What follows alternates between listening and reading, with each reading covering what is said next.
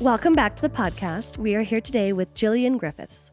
As the founder of GG Copywriting, Gillian helps female business owners, wedding professionals, and creative entrepreneurs harness the power of the written word to convert leads, build their bank account, and take more beach vacations.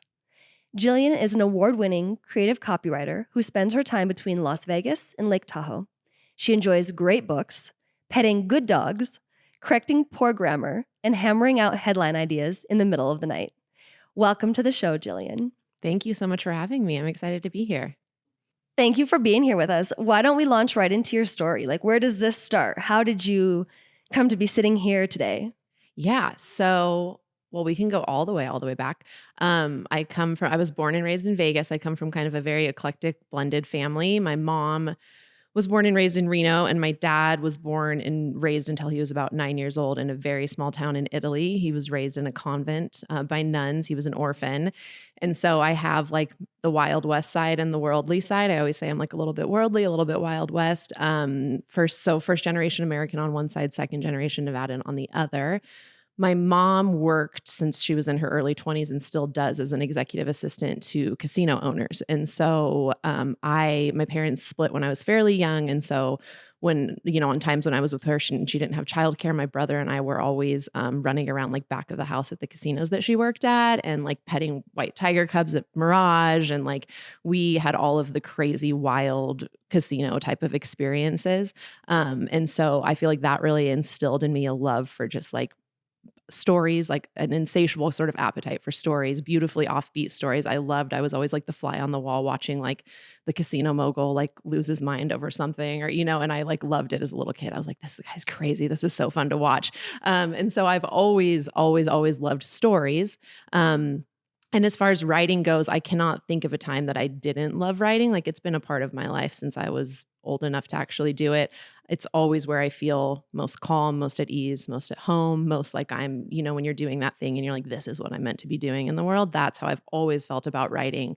And I can credit a lot of like teachers and eventually professors to sort of nurturing that in me and reminding me that that is like a path that you can follow and something that you can do and make money off of.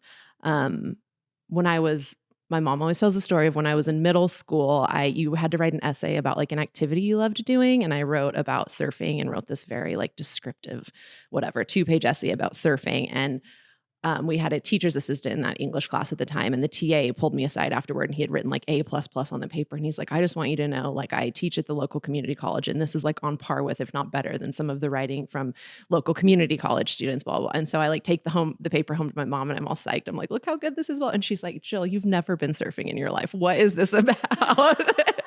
And so again, like my love for stories, like I was always just like a big storyteller. And I'm like, yeah, but I could like imagine going surfing. Like there was no like fine print that said that it had to be, a nonfiction essay.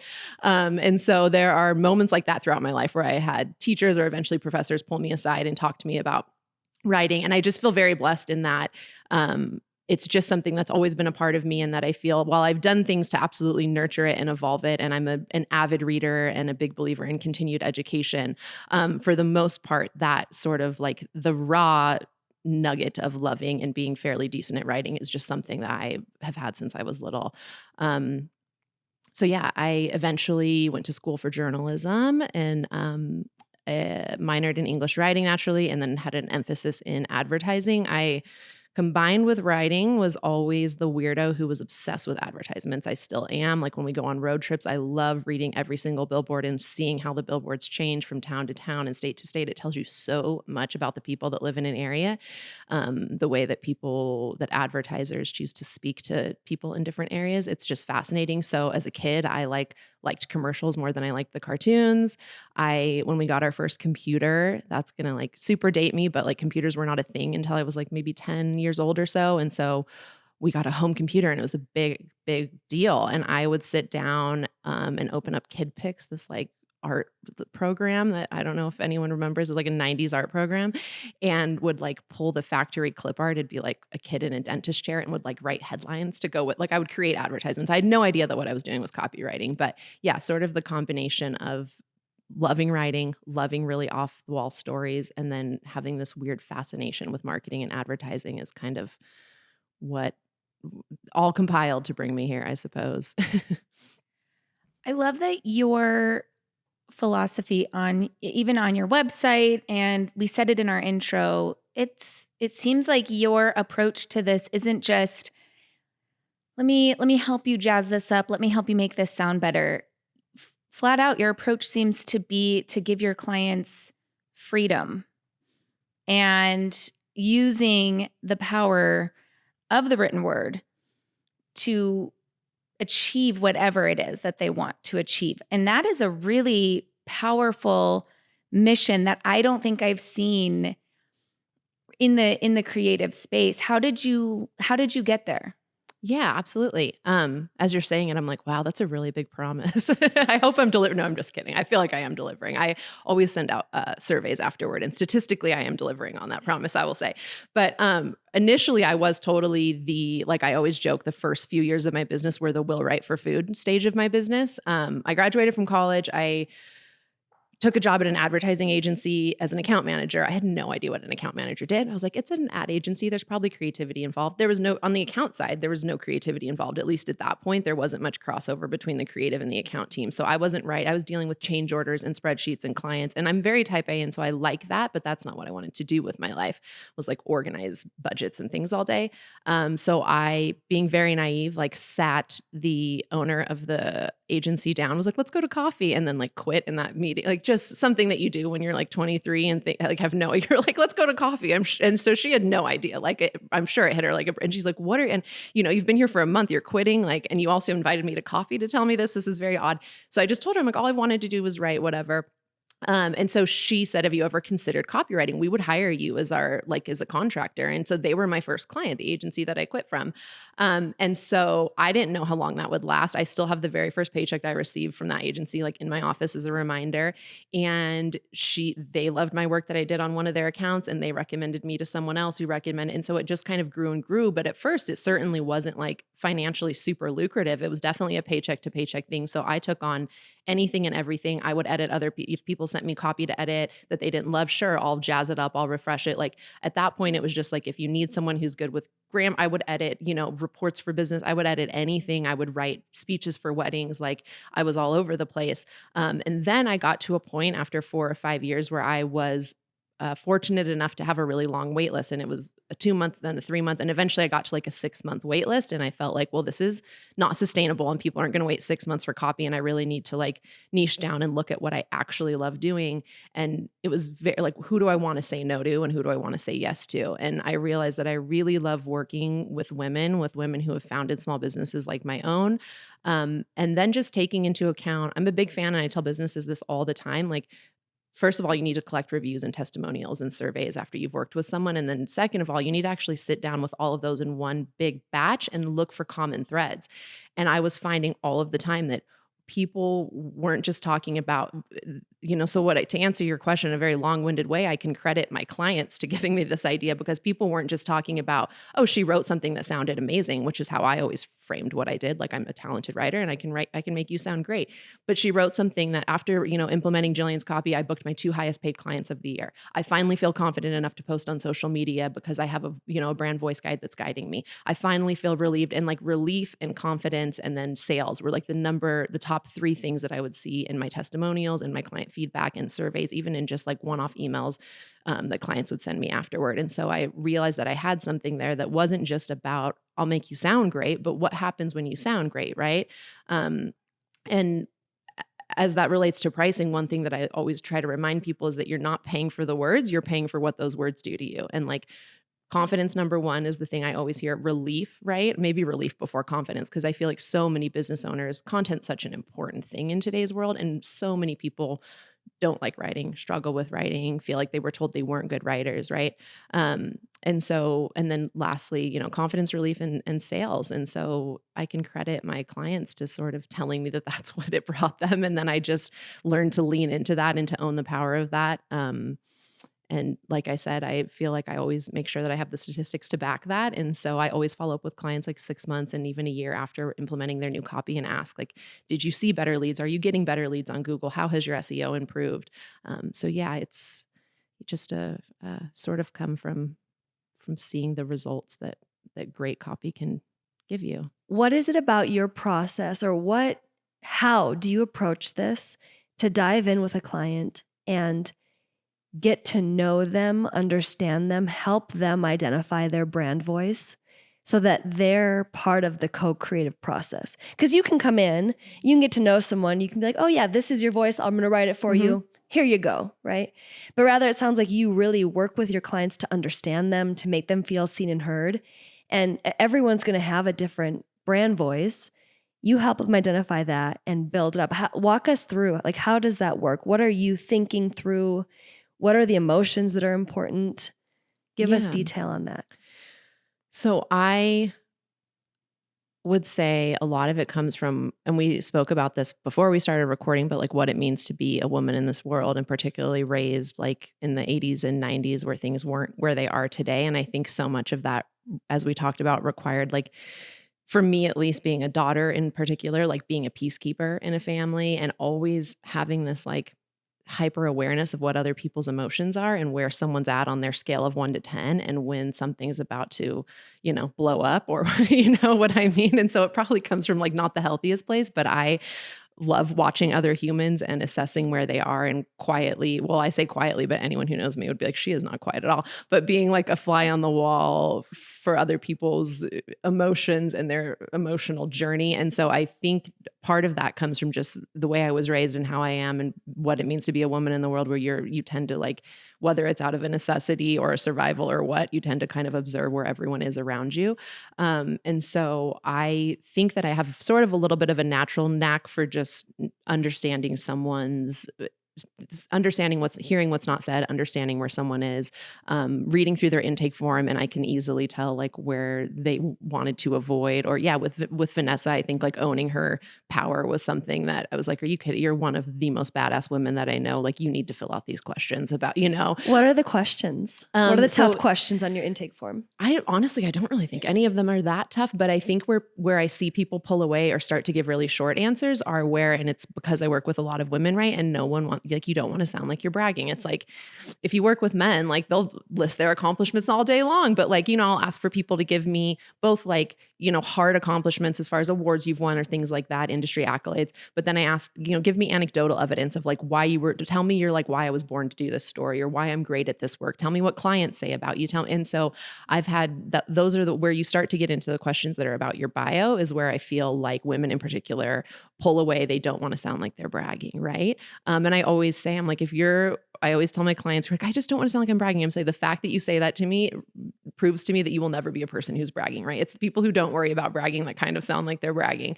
But yeah, so we always have an initial phone call. It always starts with an email, and you can tell in the very first email someone's voice, right? Like, you can tell whether there's 5 exclamation points at the end of every sentence, or whether there's periods, or whether there's no grammar. You can tell whether they tend to be a short, more introverted person, or what. And of course, there are times, in fact, Vanessa's entire interview and her TEDx is about not making assumptions, and I'm here making many assumptions. Of course, there are times where like what I read in an email doesn't align with how someone sounds on the phone, but for the most part, you can get a feel for just little quirks in someone's voice based on that initial email. Then we have a phone call, and I am like transcribing almost every single thing they say. And I feel like that makes them nervous because they can hear me like click clacking. And I'm like, it's not, I'm not going to take your words and like copy and paste them. Don't worry. You don't need to sound like on top of your game or super articulate or anything. It's just that when I go back through those notes, again, little quirks, little words that someone would use that another person wouldn't use. And then they have a very long intake form that kind of is a mashup of my journalistic background and just my natural and innate interest in human beings, that asks all kinds of questions from like, if your brand were a car, what would it be and why? To, again, asking for anecdotes about, I work with a lot of wedding pros. So I'm always like, what's the craziest thing you've ever had to deal with at a wedding? Like things like that. And then I get that intake form back, and I can whether they put emojis in it, there's always a line or two about, please don't use this in the copy, but whether someone says, please don't use this in the copy, period, or OMG, I'm totally oversharing. Brevity is not my strong suit. LOL, don't use this in the copy. Exclamation point. Sorry, didn't mean that to sound mean. I'm just hoping you don't use this in the copy, period. Like those two answers, they're saying the same thing, but in very different ways. And then I just put my head down and write, and send it back to the client. And typically I 99% of the time, it's 99% of the way there. And then we just work through little final refinements and adjustments. But that really is like the process of like unearthing the gems, and like especially blood from a stone projects are my absolute favorite. When I have someone who's like very like shut off, all the walls are up, like they're a total hard ass, they don't want to answer the questions on my intake even after multiple pushbacks, and I'm still able to deliver something where they're like, oh my God, I feel so seen. How did you like, how does someone I've never met in person know me so much? Those are my favorites because I feel like I've like cracked a little bit of a wall in them. So yeah, it's kind of like investigative journalism in a way. You know what I mean? Like you're like the detective who's like, what are they not saying right now? You know? I love that. I mean, what I see is you said you're equal parts analytical and creative, but you have this extra piece of being an empath, and you're having to like really tap into that emotional side of people and then take it and translate it into written word that is then going to speak to whoever their audience is.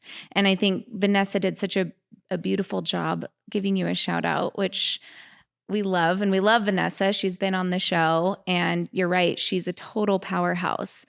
But I think you hit something with, I'm sure it was interesting for you to be on the receiving end, hearing someone tell you how great you are. And that is part of your job, is you're having to have people tell you how great they are at their job so that you can put it into words. Absolutely. Yeah. What an experience, and what a gift that you get to give to people. Yeah, it's seriously the best gift ever. Here's where I'll get like so cheesy and sappy about it, but it really is.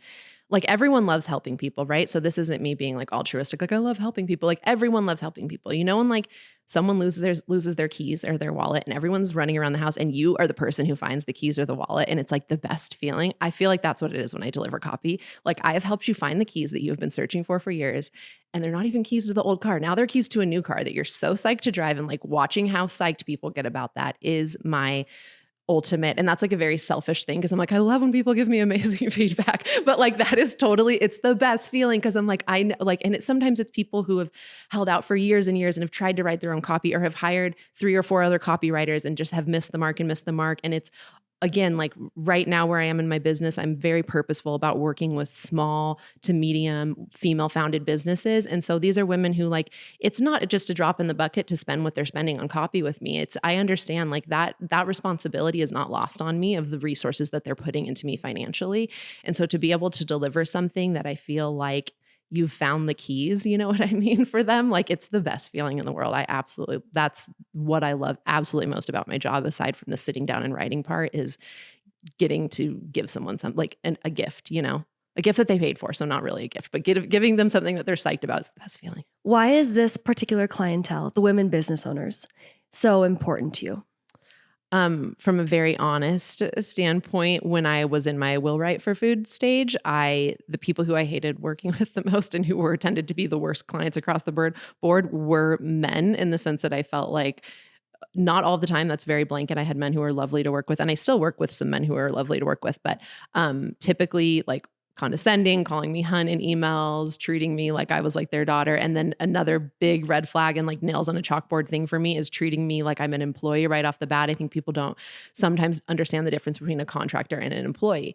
And so the initial inquiry email would always be like, I need this, I need it by Friday. Let me know when you can get to it and when we can have a call. Right. And it's like, I'm not your employee. We haven't even like, I'm also interviewing you. Right. And I found on those initial discovery calls, women were always wanting to make sure that I was the right fit and that we would work together well. And it was like a two-way street. Whereas men were like, when, you know, I don't know that much more business minded is the right term, because I don't want to take away from women being business minded, but men were much more like, I'll just say business minded in the sense of, okay, I need this, when's the deadline, and didn't care about how it was going to be delivered or what the process was. They wanted what they wanted. They weren't open to, for the most part, again, blanket statements, but weren't open to two-way streets.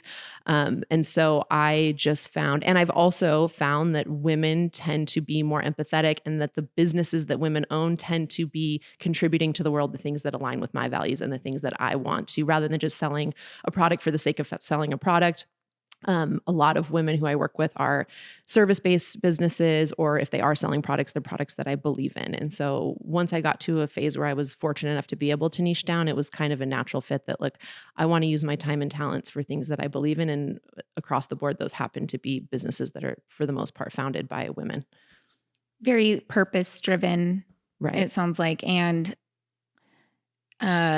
outcome-driven, wanting the best, wanting a really great product at the end of the day, not just what can we get fast and easy. Like, let's get to a really great outcome. Exactly. Yeah. And even businesses that aren't necessarily, I work for a lot of wedding pros. And so it's not like these are nonprofits but working with fellow creatives. Like I love working with women who are creatively inclined and seeing what they're able to create from nothing, from scratch, and put out into the world. And I found that wedding pros are like super, super hustlers and type A. And I mean, you can't be a wedding planner without like being on your game. And so I appreciate the organization, and the attention to detail was another big one that I wasn't getting with a lot of male clients, like the attention to detail, organization, meeting their homework deadlines for things they needed to get back to me. Like I found that women in the wedding industry in particular are just like so inspiring. And a lot of them are moms. And so they've started these businesses because A, it's their passion, and B, they want to do something that aligns with their lifestyle and their schedule and that allows them autonomy in their lives. And that's also sort of the same reason I founded my business. So there's a match there. Like I very much respect women who have gone out and said no to like the very alluring corporate 9-to-5 and instead decided to take the risk of doing something on their own to build something for their families and their children and ultimately their legacy. Like I think there's nothing cooler to me. You serve as kind of like a bridge between your client and then their end audience. How does empathy play into that? How does storytelling in your background help you be like the most magnificent bridge for your client? Oh, thank you. Well, that's a huge thing. I have a letter that they get along with their intake form that talks about the fact, remember that you are answering from the perspective of your ideal. A lot of these questions are not just what you like and what you think is amazing and what things inspire you and where you shop. I'm asking about your ideal client because that's who we're speaking to in the end. So empathy on their end is also huge. Like I need you to be able to understand truly and honestly who your ideal client is. And a lot of times for the trickier projects or the ones that end up being a little clunkier, that's where that's where things get a little stuck, because every now and then you get the business owner, and it makes total sense, who hasn't stepped out of the frame enough to see the whole picture. And so I'll get the intake form back and I'm like, I feel like you're describing yourself. And maybe your ideal client is exactly yourself, but like a lot of times your ideal client may share lots of things in common with you and you'll have similarities, but there's something that you're missing here. I need you to step out and like actually look at who you're speaking to versus just like, what things do I like and how do I want to sound? And so there's like a really fine line there. And I always like to tell people, like, I make you sound and also sell like the best version of yourself. But I also try to be very authentic to the business owner's voice, particularly because I'm working with a lot of people who are service providers and it's not a product. And so I always say the less of a disconnect between how you sound on your website and how you sound on that initial discovery call, the better. And so there is a sort of balance there of making sure you're saying what your client wants to hear and telling the story that they need to hear, but doing so in a way that's authentic to yourself and authentic to your own voice. It's amazing how you've gotten to this process of how you do intake, what the expectation is for both you and the client. And I can't help but notice it seems like over time you've had to set really great boundaries, which I didn't expect to have that conversation, right? Like That's not an expectation in any conversation we go into, but I'm sitting here going, wow, you are really good at honing in on, okay, if you want the best product, this is what we need to get to. Was that an easy process for you, or has that been kind of over time? Because you talk about being a peacekeeper, same. And I'm sitting here in awe of how you've been able to develop this kind of boundary setting relationship in true benefit to your client at the end of the day and the work process. Can you walk us through how you got there? Yeah. No, it's definitely a process. It still is a process. I still have clients that, the biggest pull is someone wanting to be in third person versus first person. And I'm such a proponent when you're a service provider of first person, but I feel like it comes from women, again, not wanting to own their power and own their story. And it just sounds better if someone says, Gillian Griffith won these, awards versus saying I've won these awards, right? Like people really struggle. So that's one of the biggest things I have to push back on is like, we need to use I and we. We can't. I'm pretty sure even Vanessa wanted to use third person. I'm pretty sure I talked Vanessa out of using third person. Don't quote me on that. I need to go back and look at her intake form.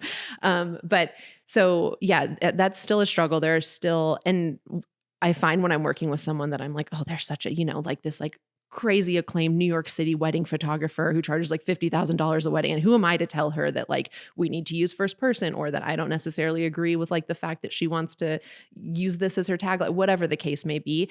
But I always try to pull myself out of it and remember that at the end of the day, my job is to deliver the best product. And in the times when I have caved to my inner people pleaser and instead been like a yes woman and done what the client told me they wanted, I deliver it and they're not happy with it. And then I kind of tell between them like, well, at the beginning, I didn't want to say this to you, but I was actually thinking that instead of this, we should do this. And then I adjust the copy based on that. And then they love it. And I'm like, I should have just told them my honest thoughts from the beginning. And so I mean, it's constantly reminding myself, right, that I am allowed to like own my expertise and that people are hiring me not to tell them what they want to hear, but to like craft the best story for their brand, and the story that's going to actually like bring conversions at the end of the day is my job. So I'm not doing my job if I deliver something that is what the client said that they wanted, but at the end of the day, it does nothing to increase organic traffic to their website via search, or it's doing nothing to increase their level of clientele or the sales that they're, bringing in at the end of the day. So yeah, it's definitely a process. And I think it's just a process that's aligned with when I started this business, it was 2012. So it's been over 10 years. And so just how someone grows from their early 20s to mid 30s, I mean, it's aligned with how I've grown in my life as well. Like in my early 20s, I was outside of like, forget work, just in my everyday life to like tell someone something that didn't align with what they wanted to hear from me, and as I've gotten older, I've gotten better about that. I'm still not perfect at it at all. But I think naturally, just as I've grown as a human, I've also grown as a copywriter and a business owner. And I think it's more than okay. I think it's necessary to own your expertise. If someone's paying you for your expertise, it is your job. You are contracted to give them that expertise. And sometimes it's uncomfortable, but you have to remind yourself of that. We talk a lot about like knowing your value, knowing your worth, mm-hmm. and not being ashamed or sorry or feeling guilty about it. I think you're an excellent model for that, both in your work and in your life. What would you tell our listeners that are kind of struggling with their own voice if they're trying to, start their own business, or they want to kind of take that step into this space? What would you advise them about finding their voice, embracing their value, and being great about presenting it to the outside world? Yeah, that's a really good question. I think so much of it comes, and this is like very much a cliche, but it's a cliche because it's true. I think so much of brand voice in today's day and age, where consumers are incredibly savvy, comes from a willingness to be authentic to yourself, so I think number one is forgetting about judgment and expectations. I always tell people when they're writing their own copy, get down the ugly first draft, like get it down, get it good. That's the order always. Like people write that first draft paralyzed at like the look of a blinking cursor on screen. And they feel like there's like that 6th grade English teacher hovering over their back who's telling them that they're terrible at writing and there's not enough paragraph breaks and they're using passive voice. Like forget all of that. Your first draft is for your eyes and your eyes only. And just like Right. Like answer, whenever people reach out about and they're DIYing their copy, whether it's friends, family, whoever, I will give them my intake form and I'm like, answer these questions for yourself. Like you need to sit down and answer questions. What is my why? Why am like, what's at the heart of my reason for building this business? What do I believe in? What kinds of people do I love working with? What do I want to bring into this world at the end of the day? What fun anecdotes and stories prove that like I was meant for this work and that I am great at this work? Again, if you're an existing business and you have testimonials to collect, great. If not, talk to friends and family. If you're just starting your business, what words would you use to describe me? Why do you think I'm, a great fit for this business? Collect all of that information, sit down with it, marinate on it, and then just write everything you can about your business. You don't even worry about structuring it as far as like, this is for my about page and this is my bio and this is my brand positioning. Just like write. And you will find like inevitably there will be gems within that. But it just comes from a place of like being willing to write without fear of judgment at first. Well, and the service you provide, when people are hiring you, they are making an investment into themselves. And that women particularly have a hard time making an investment into themselves and spending that money on themselves.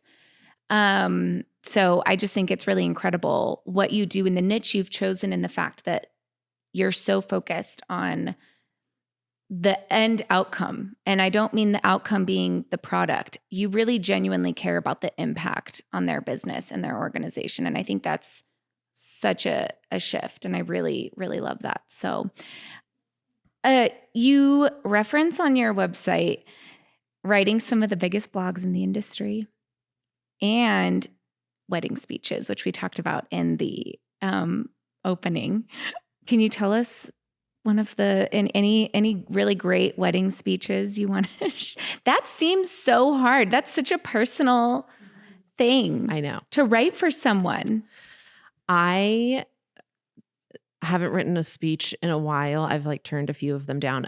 But one that I wrote a few years ago was just like someone who found me on Google, SEO folks, do your SEO. And he wanted me to write a speech for his daughter's wedding, which I was like, oh my, of course. Like, again, we talk about the difference between men and women. You're like, what mom would outsource the speech, right? But he was actually hilarious and lovely to work with and was very self-deprecating about the fact and was like, if my daughter knew this, she would like it. Trust me. Like that's how I'm like, okay, great. But, his family was from Texas and then her family was from California. So we really leaned into like we didn't get like political with it, but we leaned it. We made little lighthearted jokes about Texans versus Californians. And he emailed me afterward to say like the audience was buckled over and people were like absolutely obsessed with it. And then he like had a few other people at the wedding ask where they could get speeches written and sent them my way as well. So yeah, speeches are really fun to write. I always feel like in another life, I would love to be like a presidential speechwriter. I just think that would be so much fun. And that's another thing kind of like advertisements that I geek out on is I love listening to political speeches and picturing like the speechwriter behind the scenes who like actually did the writing of that. But yeah, they're really fun to write. When I've had to turn a few down just because I tend to focus more on websites. I do focus more on websites.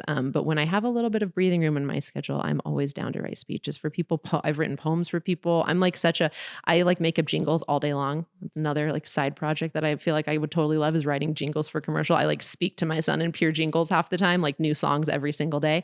And so I also love just writing funny little like quirky poems for people who wanted like a fun poem to give their boyfriend, like those are kind of the random one-off projects that I don't take on often, but when I do, it's a good brain break. It's fun. Yeah. That is so funny. Well, it's funny you say that because when I saw wedding speeches, I was like, oh, that's an outsourced. It's yes. There's a gig business. Yes. I love how much you made him feel good about himself. Yes, I did. You gave him a resource where he went to the wedding and he knew that he had gotten help, but he delivered it with confidence, knowing that he was doing something, giving his daughter a gift, right? A funny speech. The whole audience loved. His daughter was I just love how much beauty you add into people's lives in that way, by making them feel good about themselves and Thank you. And yet again, an investment. Yes. Like he wanted to do such a good job. He paid money to make sure that he did a good job, which I think is really, really charming, actually. It was very endearing. It was like, there's a difference between like, oh shoot, my daughter's wedding's tomorrow. Like, can you write a speech and just write whatever versus like, I want this to be so good for her and I want it to be funny and I want it to be compelling. And like, he was actually really fun to work with, even though it was hilarious that he outsourced his speech for his daughter's wedding. I felt like it was really coming from a place of wanting to do the best job possible. So I love that. I'm glad you reframed that, because I think those little tidbits make me rethink things in general. Like, I think it was an easy assumption to be like, oh, but somebody would outsource a wedding speech. Oh, to then no, you want to, this person is spending that money to do the best job they can. And that's really actually kind of a very cool thing. And you just add so much value. But talk about pulling on like the creative story writing and empath skills. That made up surfing story about you really came through, as you had to embody other people. Yes. Tell charming stories about their loved ones. Yeah, I love embodying other people. I love it. You're in this amazing position where you've built a business and you get to say yes to the clients you want and no to ones that you don't. And that, I think all of us would strive for that, right? To be so good at what we do, to have this backlog of clients. And it's like, yes, I get to work with those that inspire me and where I feel that perfect fit. So knowing that you have this power to say yes and the power to say no, and set these boundaries and work with your ideal clients, how can people find you knowing that you are this like special person to work with? You have these amazing talents and abilities. How does someone come to you, find you, and be like, Gillian, here's my project, let's go? Thank you so much. I'll preface that by saying I said yes to everything for so long. So if you're out there and you are feeling like I want to start saying no to stuff, like you have to cut your teeth before you can dine out. I say it all the time. I do not subscribe to the Instagram world of like how to build a 6-figure business overnight and why haven't you built an online course yet so you can have passive income and like all of that stuff I roll my eyes at. I feel like it's so misleading. So I just want to start by saying like I literally wrote for an industrial hay dryer company. It was a company that made machines that dried hay. You guys, this is what I did. I said yes to everything, and it took a long time to say no. So it's totally natural for it to take a long time to say no. Then to answer the actual question, the best way is my website. It's ggcopywriting.com. I tend to not be great with Instagram DMs, but also you can email Gillian at GG Copywriting. So you talk about saying no to things, which kind of leads back to our boundaries conversation. Mm-hmm. And that's really, really hard to get to. And we may have listeners that are still in that phase of, I'm working for food. Like you said, like I just have to take the jobs, whether I want them or not. At this point, to where you're at now, there's not a quick fix to get there. And I love that you kind of unmasked that. I think also this idea that like your business needs to be doing X to be considered successful. I think that's also kind of a message that we see a lot. But what could you give as the next step somebody could take if they are in that seat right now? They're taking the hay drying machine jobs. What would you say to them if they could take one next step? What would that be? Oh, that's a very good question. I think you say yes to what you have to say yes to keep a roof over your head, and you recognize that success is not a number. But like, I think if you've, again, like avoided the allure of a job that wouldn't bring you joy, but that would bring you maybe more financial stability, to go the route of the riskier path of starting your business that actually brings you joy and that's aligned with the lifestyle and values you want, I believe that that's a success in and of itself. Absolutely. And then I would say that when you get to a point where maybe you are like a little comfortable and there's a little overlap in the paycheck to paycheck and you can say no to something, for me, at least, I was terrified the first time to say no to something because I tend to operate from a scarcity mindset, which is, we can unpack that later. It's very unhealthy. But there's such a fear that saying no to something will close that door forever. And if I say no to this person, what if they never come back? You know, sometimes I have to say no to return clients because I'm so overwhelmed. And what if they never come back to me and find another copywriter? And what I've found is that when you can say no to something, just have all of the faith in the world that it's such a cliche, but closing one door opens another, right? And the times that I have said no to projects that had really pretty price tags on them, but my instincts were telling me something was off, I then got an email from someone who was so much more aligned with me. And so the next week with a project that was on the same timeline that I would not have been able to say yes to had I not said no to the previous project. So I guess if I'm wrapping this up into one thing, it would just be to really, once you are to that place, to trust your instincts. Anytime that I've made a bad business decision or taken on a project that's been a headache and a half, months and months down the road, it is always when I went against what my gut was telling me. So trust your instincts when it comes to what jobs you do and don't take on. You can smell the crazy in the first email. You guys know what I'm talking about. You can smell the crazy in the first email. And if you're able to turn that away, knowing that there will be something else in its place, do so. Well, thank you so much for being here. I really enjoyed this conversation. Again, if you want to check Gillian out, you can go to ggcopywriting.com. We will have everything linked on our show notes. You can find those at rowms.com. Thank you so much for being here today. Thank you for having me. This was so much fun. It was a great conversation. This overview is for informational purposes only. We might include some projections, and those should not be relied upon for the purpose of investing. Past performance is not indicative of future results, and any investments we mention are meant for accredited investors only. And any offer can only be considered upon review of a prospectus and relevant offering documentation. So please keep this in mind as we move through this overview, and remember that these are our opinions only.